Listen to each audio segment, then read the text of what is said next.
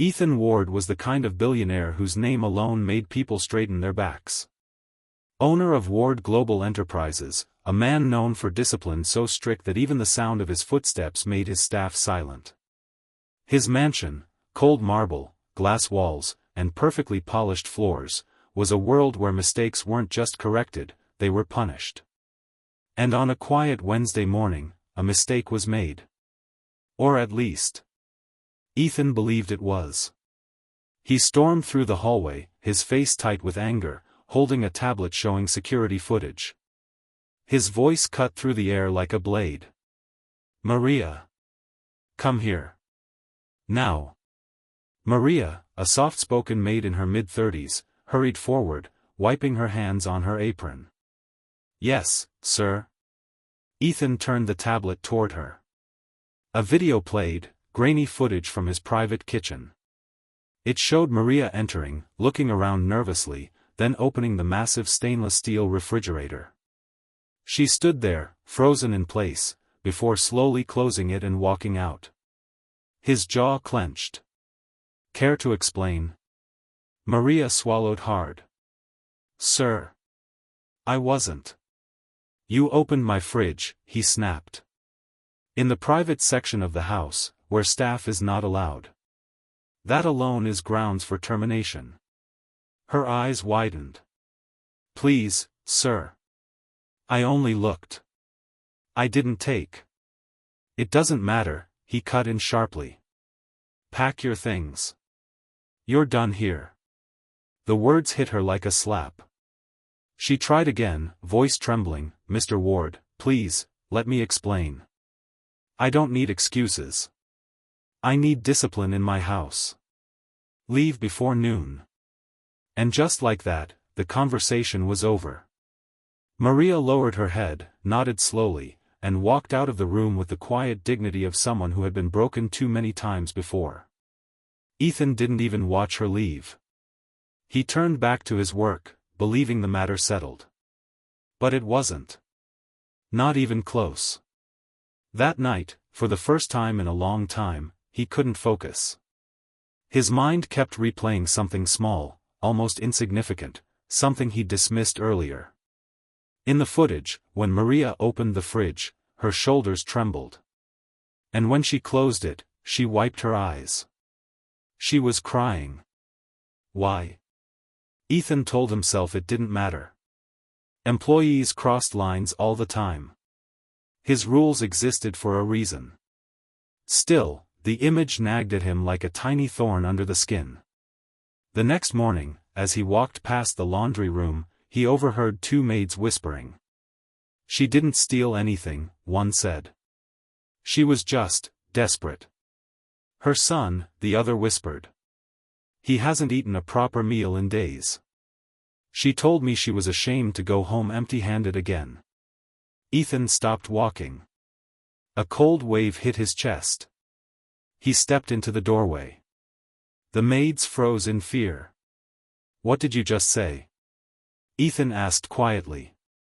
The younger maid hesitated. "Sir. Maria has a son. He's sick. And she's been struggling. She didn't want to take anything, she wanted to know what real food looks like again." The words hit him harder than any business loss ever had. That night, guilt wouldn't let him sleep. Instead of working, he found himself replaying the footage over and over.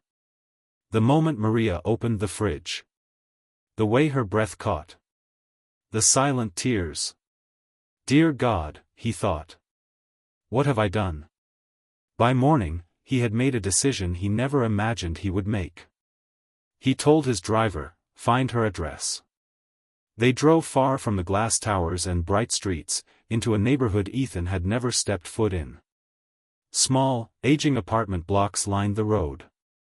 Laundry hung from balconies. The air smelled of dust and old cement. When he reached apartment 12C, he hesitated before knocking. The door opened slowly. Maria stood there, stunned, as if she thought she were hallucinating. "Mr. Ward." Ethan cleared his throat, suddenly awkward. "Maria, may I come in?" She stepped aside. The apartment was tiny.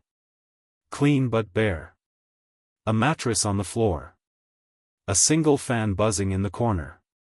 On the couch lay a little boy, thin, pale, maybe 8 years old, trying to stay awake.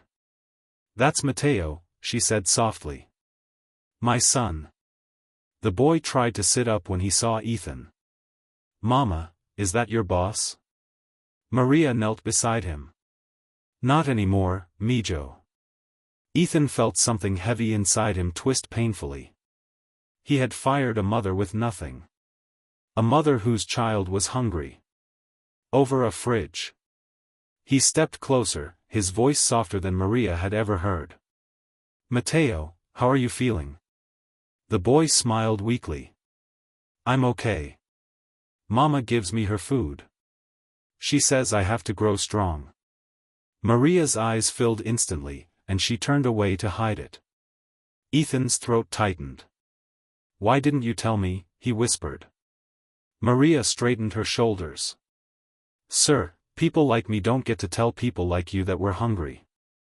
The sentence cut straight through him. He had never realized how far his world was from theirs, how blind he had been. Without another word, he took out his phone. "Dr. Martinez? I need you. Urgent case. A child." "Yes, I will text the address." Maria stepped forward quickly.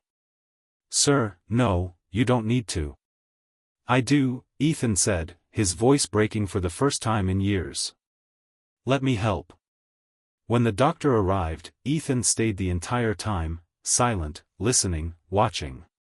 Matteo was severely malnourished, lacking vitamins, and needed immediate care. The doctor made arrangements for treatment, medication, weekly checkups, all of which Ethan insisted on paying for personally. Maria stood in the corner, hands covering her mouth, unable to hold back her tears. When the doctor left, Ethan walked to the window, staring at the cracked buildings outside. "I fired you for opening a fridge," he said quietly. "But I never asked why.